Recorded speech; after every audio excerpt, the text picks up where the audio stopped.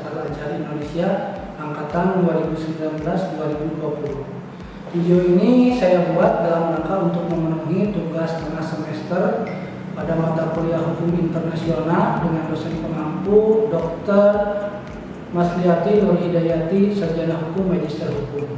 Saya dari kelompok 9, tema yang saya pilih adalah perjanjian internasional sebagai sumber premier yang wajib ditaati oleh negara-negara yang menyatakan diri tunduk kepadanya.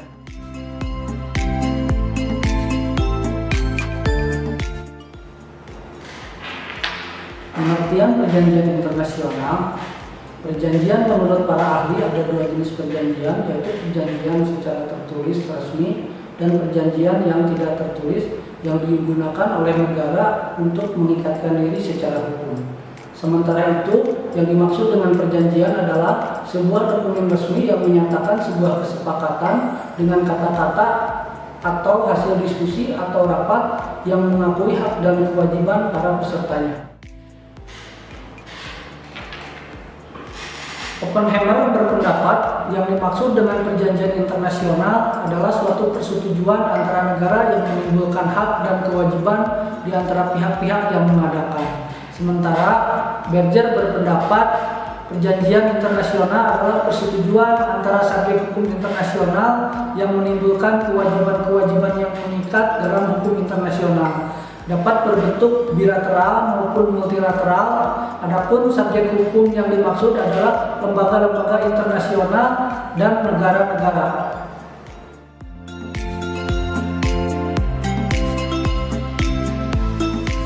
Menurut Dr. Muhtar Kusumaatmadja, perjanjian internasional adalah perjanjian yang diadakan antar bangsa yang bertujuan untuk menciptakan akibat-akibat tertentu.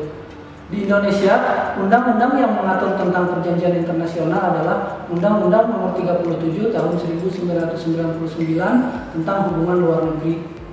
Perjanjian internasional adalah perjanjian dalam bentuk dan sebutan apapun yang diatur oleh hukum internasional dan dibuat secara tertulis oleh pemerintah Republik Indonesia dengan satu atau lebih negara, organisasi internasional atau subjek hukum internasional lainnya, serta menimbulkan hak dan kewajiban pada pemerintah Republik Indonesia yang bersifat hukum publik.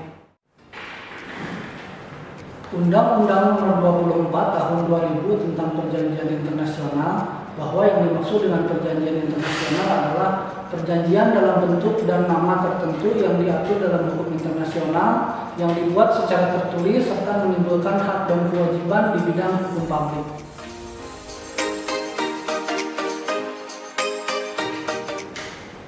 Definisi perjanjian internasional yang tertera dalam Statuta Mahkamah Internasional pasal 38 ayat 1 yaitu perjanjian internasional adalah suatu sumber utama bagi sumber-sumber hukum internasional lainnya. Dengan demikian, dapat dipahami bahwa perjanjian internasional adalah sumber hukum tertinggi dari hukum internasional. Kemudian perjanjian internasional ini terbagi dalam dua macam, yaitu perjanjian bilateral dan perjanjian multilateral. Perjanjian bilateral adalah perjanjian internasional di antara dua negara yang memiliki kepentingan bersama. Contohnya yaitu perjanjian Indonesia dengan India pada bidang pertahanan dan ekonomi pada tahun 2011. Sementara perjanjian multilateral adalah perjanjian internasional di antara lebih dari dua negara yang memiliki satu konsentrasi permasalahan tertentu dan biasanya mengatur tentang hal-hal yang bersifat umum. Contoh perjanjian multilateral adalah Konvensi Wina yang mengatur tentang hubungan diplomatik antar negara-negara.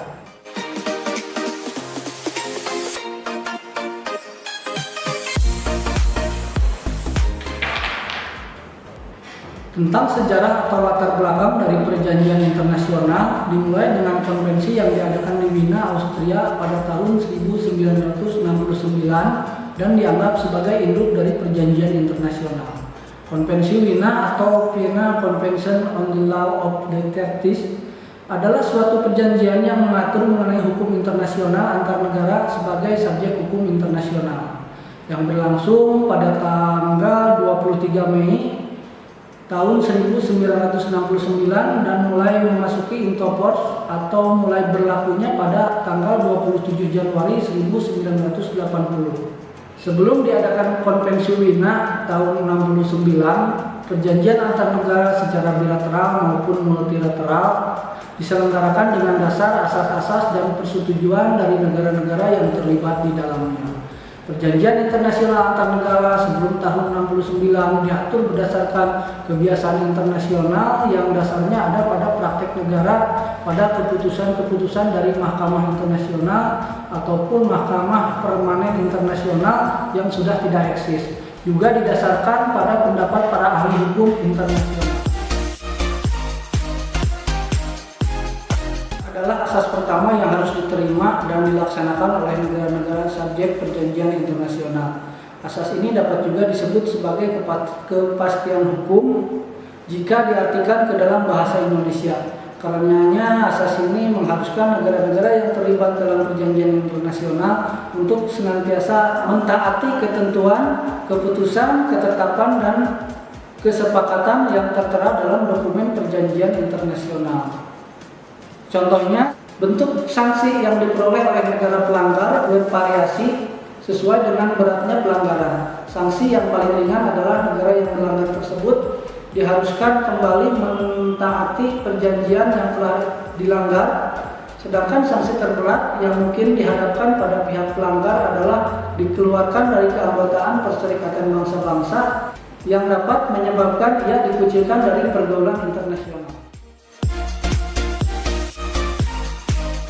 Equality right adalah suatu asas kesamaan derajat. Asas ini menuntut semua pihak yang terlibat dalam perjanjian internasional setara derajatnya. Tidak boleh ada perbedaan derajat yang dapat menyebabkan kesenjangan dalam perjanjian internasional. Baik negara maju maupun negara berkembang, mereka mempunyai hak dan derajat yang sama di dalam perjanjian internasional. Asas ini muncul karena trauma masa lalu yang berasal dari terjadinya Perang Dunia Pertama dan Kedua serta masa penjajahan dari bangsa-bangsa Barat jauh sebelum itu. Negara yang dijajah dicederai haknya karena negara yang menjajah merasa martabatnya lebih tinggi dari para pribumi. Contohnya, dengan adanya asas ini, maka dari perjanjian internasional akan bersifat berkeadilan bagi semua pihak yang terlibat. Asas ini juga yang menjadi pengerat keakraban dalam hubungan di antara negara-negara yang menjadi subjek perjanjian internasional.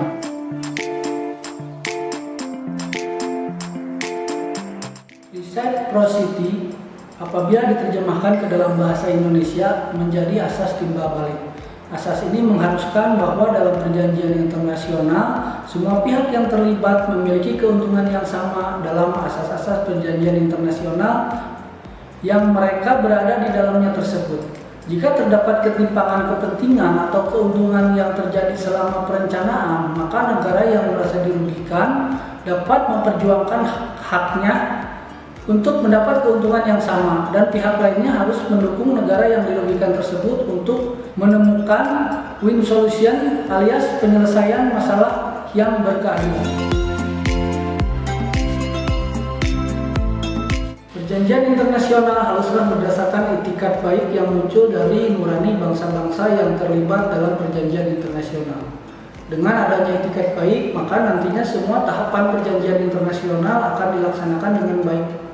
Itikat baik pula yang nantinya akan menjadi penyelesaian masalah-masalah apabila terjadi situasi yang tidak terduga atau tidak diinginkan. Niat baik di antara negara yang menjadi subjek perjanjian internasional juga akan mengeratkan hubungan diplomatik di antara mereka semua.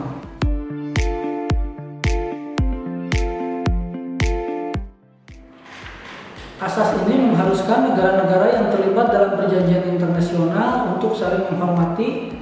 Saling menghormati di sini berarti menghormati semua hal dari negara lainnya selama hal tersebut tidak melanggar perjanjian internasional dan aspek turunannya.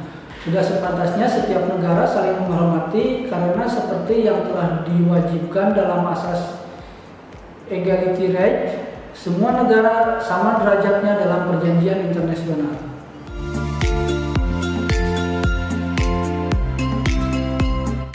Asas Asas rebus sic stantibus dapat dimaknai sebagai suatu asas yang mengizinkan penangguhan atau perubahan pada perjanjian dengan alasan yang fundamental atau mendasar.